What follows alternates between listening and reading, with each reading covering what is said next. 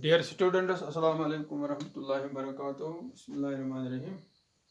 Regarding chapter number 12 light, तो हमारा आज का टॉपिक है care of eyes. Visually challenged persons can read and right.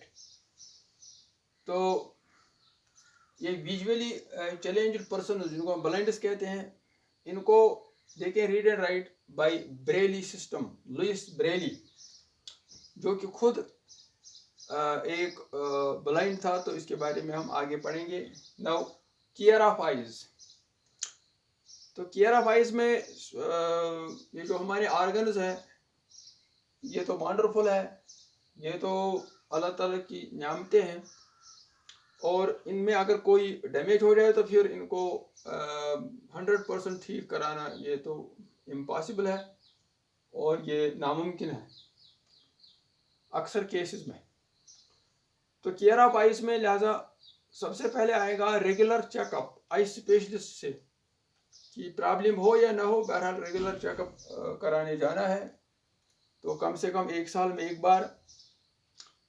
और अगर वो एडवाइस करे कि तुम्हारी आइज की प्रोटेक्शन के लिए सूटेबल स्पेक्टिकल्स, तो हमें उनको यूज़ करना है, उनको उस पर अमल करना है. Number 2, we should not read and write in too little light or too much light. अगर हम कम रोशनी में पढ़ेंगे तो फिर आई स्ट्रेन और हेडेक होगा हमारा, तो वो सारा काम खराब कर देगा. अगर हम ज़्यादा लाइट में पढ़ेंगे तो ये it can injure our retina. और रेटिना तुम्हें मालूम है जिस पे हमारी आंखें ऑब्जेक्ट की इमेजेस बनाती हैं. तो अक्सर ब्लाइंड्स में देखा गया है कि यही रेटिना जो है ख़राब होता है, इसमें डिफेक्ट होता है, इसमें प्रॉब्लम होती है, इसमें इंजरी होती है किसी वजह से. लिहाजा ज़्यादा लाइट में पढ़ने से बिल्कुल इज्तनाब करना चाहिए, बचना चाहिए. हाँ, इसी तरह लुकिंग एट सन डायरेक्टली, ऐसी गलती नहीं करना चाहिए. हम बचपन में जोश में जज्बात में आते हैं, ज़रा ये करो, ज़रा वो करो, तुम नहीं कर सकते, वो नहीं कर सकते. तो लिहाजा जोश में होश रखना चाहिए. ये we should never look at the sun directly. और we should not rub our eyes. अगर कोई पार्टिकल हमारी आंखों में गया तो हम आंखों को क्लीन वाटर से वॉश करना है बार बार, और किसी क्लीन सॉफ्ट क्लॉथ से हमें इसको फिर साफ करना है. तो अगर इरिटेशन परसिस्ट हो गई, जारी रही, तो we have to consult a doctor. और फ्रीक्वेंट आई वॉश, तो कम से कम 4-5 बार दिन में ये आई वॉश करना चाहिए. और हाल ही में जो पेंडेमिक कोविड-19 उसके बारे में भी है कि बार बार हाथ धोना, के लिहाजा हमारे लिए तो बेहतरीन एडवांटेज है कि we should be 5 times regular prayers. हमें 5 बार नमाज पढ़नी है, तो ये सारी प्रॉब्लम सॉल्व हो जाएगी. और अनदर पॉइंट कि हमें नॉर्मल डिस्टेंस पे पढ़ना है, रीड करना है, राइट करना, और ये ज़्यादा नज़दीक नहीं रखना है बुक को और न ज़्यादा दूर. और हाँ, जिनमें आंखों में प्रॉब्लम होती है, कोई प्रॉब्लम नाइट ब्लाइंडनेस होती है, उनमें देखा गया है कि उनके खाने में विटामिन ए की कमी हुई है माँ के पेट में या बाद में. तो फिर लिहाजा हमें ऐसे डाइट में ऐसी चीज़ें शामिल करनी चाहिए जिनमें विटामिन ए काफ़ी मकदार में हो, जैसे कैरेट, वेजिटेबल में कैरेट है, स्पिनच है, मिल्क प्रोडक्ट्स है, फ्रूट्स में पपाया, मैंगो, बनाना, तो पंपकिन, तो ये रिच इन विटामिन ए है, तो इनको हमें शामिल करना चाहिए. हाँ, now Braille system. Louis Braille visually challenger जो था, तो उसने खुद एक सिस्टम डेवलप किया और इसको पब्लिश किया उसने 1821 में. तो अब प्रेजेंट सिस्टम जिस पे ये visually challenged person read and right करते हैं, तो ये 1937 में इसको लॉन्च किया गया, इसको प्रेजेंट किया गया. तो इसमें 63 डॉट्स है, तो जैसे कि टेक्स्ट बुक में फिगर में दिखाया गया है, जिनको हम कैरेक्टर्स भी कहते हैं. तो दीज पैटर्न्स, इनको प्रेजेंट किया जाता है ऑन ब्रेली शीट्स. तो ये ब्लाइंड पर्सन उसको, विजुअली चैलेंज्ड पर्सन को रिकॉग्नाइज कराते हैं वर्ड्स को बाय टचिंग. डॉट्स को स्लाइटली रेज किया जाता है शीट पे, ब्रेली शीट पे, to make visually challenged persons to recognise these characters easily.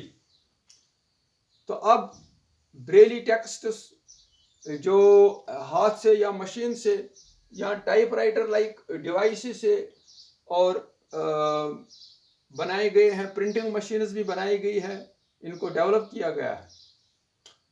तो इस फील्ड में अब जब ये नया एजुकेशन सिस्टम आ गया ब्लाइंड्स के लिए, ब्रेली सिस्टम, तो इसकी वजह से इनकी जो पर्सनलिटीज है, तो इनमें जो हिडन ट्रेट्स थे वो बाहर आ गए, वो डेवलप हो गए, इनमें भी डेवलपमेंट हो गई। तो प्रोमिनेंट जो विजुअली चैलेंज्ड पर्सन्स में हम देखते हैं, हेलन ए केलर जो यूएसए की है, तो उसने बहुत सारी किताबें लिखी, वो राइटर बन गई। रविंद्र जैन, ये इंडियन सॉइल से ये जो न सिर्फ सिंगर बन गया बल्कि ये म्यूजिक कंपोजर भी बन गया अपने ज़माने के। और हम देखते हैं कि कुरान पाक के जो हुफाज है, हिफ्ज़ करने वाले हैं, वो सबसे ज़्यादा यानी जिनको बिल्कुल पक्का हिफ्ज़ होता है, उनमें यही विजुअली चैलेंज्ड पर्सन्स होते हैं। ये हमारी मतलब पर्सनल रीडिंग है और ये हमारी पर्सनल फाइंडिंग है हमारी सोसाइटी में।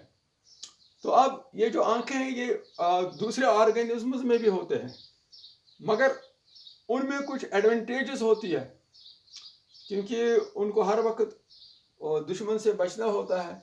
अगर छोटे जो ऑर्गेनिज्म्स हैं तो लिहाजा उनकी आंखें भी छोटी होती हैं।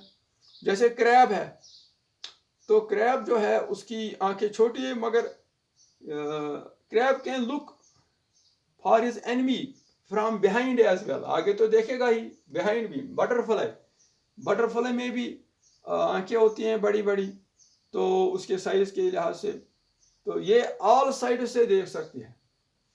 हाँ, इसी तरह नाइट बर्ड्स और डे बर्ड्स में एडेप्टेशन इधर भी हो गई आंखों में भी। जैसे नाइट बर्ड ओल है, तो ये रात को अच्छी तरह से देख सकता है, मगर दिन में इसको अच्छी तरह से दिखाई नहीं देता।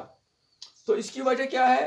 तो अब हमें पता चला कि इसकी आंखों में लार्ज जो कॉर्निया है, इसका आई बाल का साइज बड़ा होता है और प्यूपल का साइज भी बड़ा होता है। जब प्यूपल का साइज बड़ा होता है तो ज़्यादा रोशनी अंदर जाएगी आंख में। तो और इसका जो रेटिना होता है, that has a large number of rods and a few cones.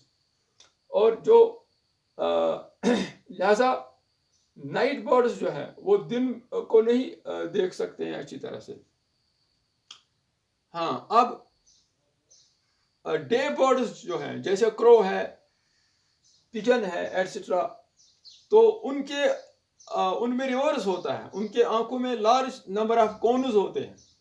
और ये जो कॉर्निया है इसका ये स्मॉल साइज, लिहाजा प्यूपल भी स्मॉल साइज होता है, लिहाजा कम रोशनी ऑलमोस्ट अंदर जाती हैं। और इनके रेटिना में क्या होता है? तो उनके रेटिना में जो होता है वो लार्ज नंबर ऑफ कोन्स होते हैं और फ्यू नंबर ऑफ रॉड्स होते हैं, ताकि वो ब्राइट लाइट में अच्छी तरह से देख पाए। This is section for today. और कल के लिए हम इसको रिवाइज करेंगे, what you have learned from this chapter. तो इंशाल्लाह ये लेसन कल कंप्लीट होगा। फी अमानिल्लाह।